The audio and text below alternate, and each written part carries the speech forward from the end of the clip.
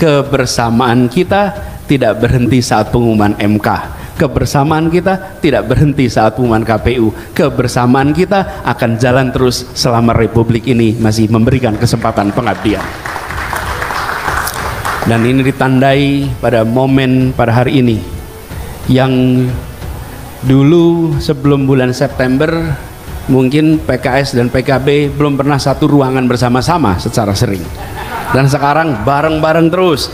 Alhamdulillah wa syukurillah wa la hawla wa quwwata illa billah. Allahumma sholli ala sayyidina Muhammad wa ala alihi wa ashabi ajmain, amma ba'du. Yang kami hormati, yang kita semua teladani, Ketua Majelis Syuro Habib Salim Segaf Al-Jufri. Yang kami hormati Wakil Ketua Majelis Syuro sekaligus Wakil Ketua MPR RI Bapak Hidayat Nur Wahid. Yang saya hormati Presiden PKS Bapak Ahmad Sayhu. Yang saya hormati Ketua Umum Partai Nasdem Bapak Surya Paloh. Yang saya hormati Ketua Umum Partai Kebangkitan Bangsa Bapak Muhaimin Iskandar. Yang saya hormati Ketua Umum Partai Persatuan Pembangunan Bapak Mardiono. Yang saya hormati Ketua DPD RI Bapak Lanyala Mataliti. Kemudian Sekjen PKS, Pendum PKS, Sekjen Nasdem, dan semua saja yang mohon izin tanpa mengurangi rasa hormat, termasuk Mas Utut Adianto, Wakil Ketua Umum PDIP, dan seluruh hadirin sekalian yang alhamdulillah insya Allah semuanya dalam keadaan bahagia. Pertama saya mohon maaf karena datang terlambat. Kami punya ini komitmen saksi nikah. Jadi ketika saya sampaikan ini, saya mohon izin terlambat karena ada pernikahan. Itu bukan saya, tapi saya menyaksikan orang lain yang menikah. Karena ketika ditanya siapa, bukan saya, maksudnya saya ada pernikahan itu menghadiri pernikahan sebagai saksi. Itu harus catat itu.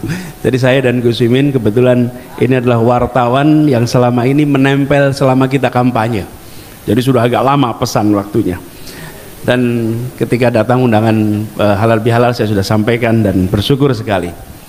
Siang hari ini merupakan babak baru bagi perjalanan, fase baru. 22 tahun PKS berjuang, dan 22 tahun itu diiringi dengan catatan rekam jejak konsistensi. Berdemokrasi itu salah satunya adalah siap untuk berada di dalam pemerintahan dan selalu siap untuk berada di luar pemerintahan. PKS telah memberikan keteladanan berdemokrasi dengan menunjukkan sikap ketika berada di dalam posisi pemerintah, jalankan tugas dengan sebaik-baiknya, dan ketika berada di luar konsisten untuk menjadi mitra sebagai oposisi. Ini adalah rekam jejak yang tadi juga disampaikan oleh Pak Surya Paloh. Ada dinamika dalam dan luar, dan sekarang ada persimpangan jalan baru. Kita masuk oleh persimpangan jalan baru. Yang lain sudah tahu akan ambil belokan yang mana. Kita menunggu PKS ambil yang mana. Kita tunggu PKS ambil yang mana. Tapi yang pasti adalah konsistensi itu adalah salah satu karakter dari PKS. Dan saya merasakan, kami berjuang bersama-sama di Jakarta dari 2016 terus sampai sekarang. Beberapa karakter khas dari kader PKS: ketekunan, keteguhan, konsistensi, kerja keras, ikhlas, sanggup bekerja dalam senyap, dan siap untuk mengerjakan apa saja. Itu apa saja dalam artian setiap tugas diberikan, tak lihat posisi, tak lihat jabatan, semua dikerjakan. Foto Pak Sayhu menjaga TPS yang tidur sampai larut malam itu beredar sampai kemana-mana. Bayangkan posisinya adalah ketua umum tapi ikut jagain TPS sampai larut malam, sampai all out. Itu menjadi contoh karakter kader-kader PKS. Dan ini suatu ketekunan, keteguhan yang bisa menjadi contoh, bukan semata-mata partai sebagai kendaraan untuk pribadi-pribadi berbagai kepentingan, tapi partai sebagai tempat untuk penumbuh kembangan kader, pengembangan kepemimpinan kader, pengembangan seluruh potensi kader. Dan 22 tahun ini dijalani dengan catatan yang gemilang. Karena itu kita menyampaikan selamat bukan sekedar miladnya, tapi selamat atas konsistensinya selama 22 tahun ini. Dan ke depan kita berharap PKS terus menjadi contoh. Perjalanan Republik ini masih panjang. Dan siapapun yang berada di wilayah pengambilan keputusan sadar bahwa lahan pengabdian itu masih panjang sekali. Usia partai ini juga tidak sama dengan usia badan manusia. Partai ini punya usia yang jauh lebih panjang. Karena itulah kita harus melihat apa yang sudah dikerjakan kemarin sebagai pondasi rekam jejak untuk menata ke depan, untuk terus medan pengabdian yang tidak pernah berhenti. Kami sendiri, saya rasa Gus Muhaimin juga merasakan yang sama. Selama perjuangan beberapa bulan ini menyaksikan betul militansi, kerja keras seluruh kader PKS di dalam perjuangan Pileg dan Pilpres kemarin di semua lokasi tanpa beda. Dan ketahanan, ketangguhan dalam perjuangan ini membekas di kita semua. Karena itulah penghargaan yang setinggi-tingginya, apresiasi yang setinggi-tingginya. Dan ini berarti apa yang tadi disampaikan, kebersamaan kita tidak berhenti saat pengumuman MK, kebersamaan kita tidak berhenti saat pengumuman KPU, kebersamaan kita akan jalan terus selama Republik ini masih memberikan kesempatan pengabdian. Dan ini ditandai pada momen pada hari ini yang dulu sebelum bulan September mungkin PKS dan PKB belum pernah satu ruangan bersama-sama secara sering, dan sekarang bareng-bareng terus. Semua barrier-barrier itu runtuh, dan itu sejarah baru sampai di tingkat ranting cabang warna hijau dan oranye bisa bersama-sama dengan tenang sekali.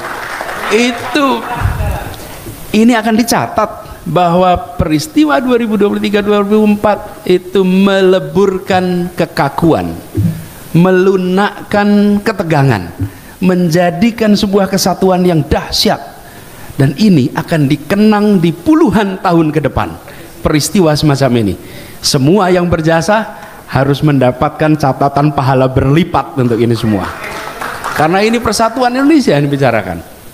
Dan nasionalisme yang tadi sampaikan oleh Pak Surya Paloh, nasionalisme yang seringkali seakan dimonopoli oleh satu dua pihak, hari ini dibuktikan bahwa merah putih juga ada di dada yang oranye bajunya. Merah putih segemerlap yang berada di barisan berwarna oranye. Mas Utut saya rasa juga mewakili pesan yang sama, betul Mas Utut? Mas Utut Adianto dan teman-teman, ini semua bagian dari membuat demokrasi kita makin matang. Ada perbedaan, tapi kematangan berdemokrasi ditentukan oleh kemampuan kita untuk menakar ambang batas di mana sebuah perseteruan tidak diteruskan.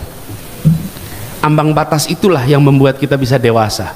Ketika ambang batas itu lewat, maka berbagai kepentingan rusak. Kita menyaksikan berbagai negara ketika ambang batas perseteruan itu tidak bisa dipahami bersama-sama. Dan ini sekarang kita menyaksikan sejarah masa lalu di mana ada polar-polar, ada sekat-sekat. Pemilu 2024, Pilpres 2024 telah membuat sekat-sekat itu runtuh, sekat-sekat itu tiada lagi. Insya Allah ini menandakan persatuan kita makin kuat di masa-masa yang akan datang. Dan insya Allah perjuangan akan jalan terus, perjuangan tidak pernah berhenti, dan perjuangan tidak kenal sektor, tidak kenal level. Semua adalah medan pengabdian, baik kanan, kiri, atas, bawah, semua adalah medan pengabdian. Insya Allah kita akan terus berjuang bersama, terus membuat perubahan, terus mendorong agenda keadilan, terus mendorong agenda kesetaraan untuk Indonesia yang makin bersatu, Indonesia yang makin makmur untuk semua. Demikian sambutan dari kami. Kami izinkan mengakhiri dalam rangka halal bihalal ini. Selamat Hari Raya Idul Fitri. Minal aidin wal faizin, taqabbalallahu minna wa minkum. Mohon maaf lahir dan batin atas setiap dan semua salah khilaf, baik salah khilaf yang diketahui maupun salah khilaf yang tidak diketahui. Mohon diberikan pintu maaf yang sebesar-besarnya. Terima kasih. Assalamualaikum warahmatullahi wabarakatuh.